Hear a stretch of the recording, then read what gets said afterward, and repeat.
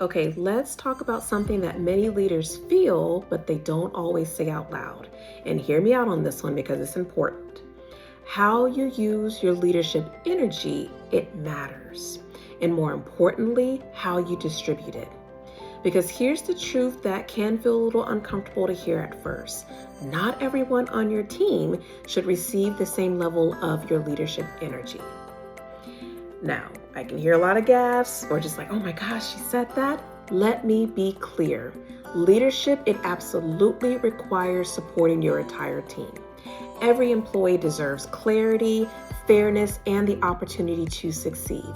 But leadership itself also requires being intentional about where your time, your focus, and energy create the greatest impact itself. This unfortunately happens to be an area where I see many leaders tend to struggle.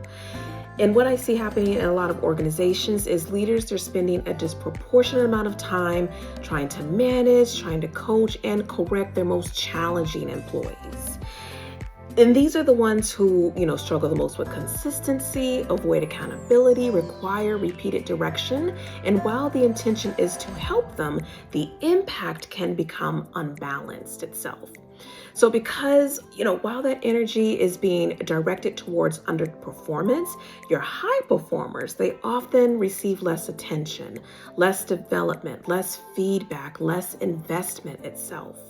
And over time, that creates an entire different kind of risk for you. Because when we think about your strongest employees, these are often the ones that have the most options.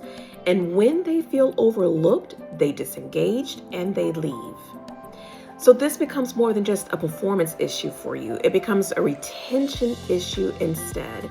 And that doesn't mean you have to start ignoring underperformance. That's not leadership. But it does mean shifting how you simply address it. So let's talk through a couple of ways of what that can look like for you. First, rebalance your leadership focus itself. What do I mean by this?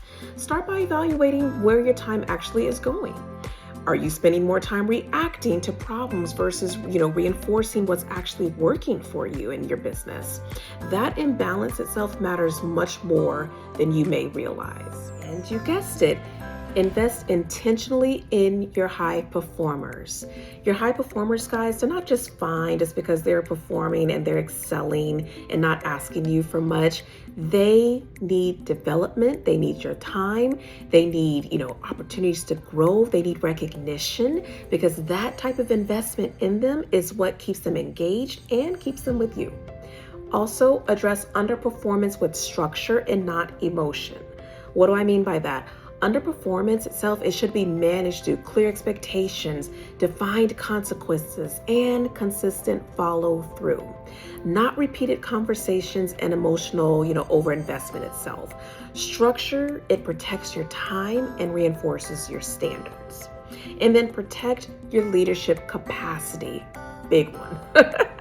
Your effectiveness as a leader, it is directly tied to how you use your energy.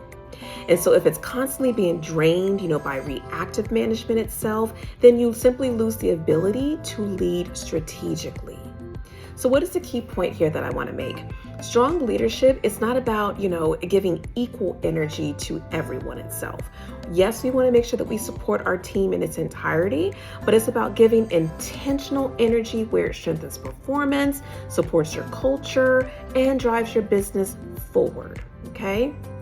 And when, leaders simply make that type of shift itself, everything, guys, it starts to change.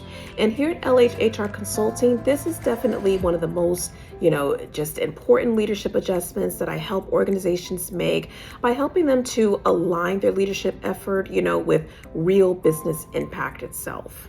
Leadership, it's not about just showing up. It is about showing up in the right places, at the right time, and in the right way.